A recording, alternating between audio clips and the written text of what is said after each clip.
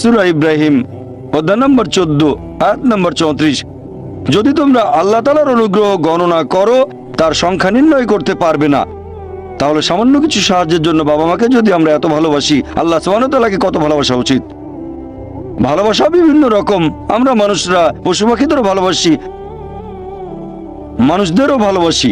তবে পশু পাখির প্রতি আমরা যে ভালোবাসা দেখাই সেটা একটু আলাদা ধরনের, মানুষের প্রতি মানুষের ভালোবাসার চেয়ে একটু আলাদা।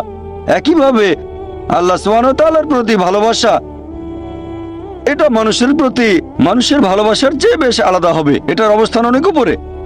আল্লাহর প্রতি ভালোবাসা আরো উপরে। এটির পেছনের উদ্দেশ্যটা আরেকটা দৃষ্টিভঙ্গি থেকে দেখি। এটা হলো মানুষের দৃষ্টিভঙ্গি, যে এই পৃথিবীতে আমাদের অস্তিত্বের পেছনে উদ্দেশ্যটা কি। আল্লাহ আমাদের বানিয়েছেন, পৃথিবীতে পাঠিয়েছেন, এখানে আমাদের প্রয়োজনটা কি, আমাদের এই অস্তিত্বের উদ্দেশ্যটা কি। আল্লাহ এর উত্তরে বলেছেন,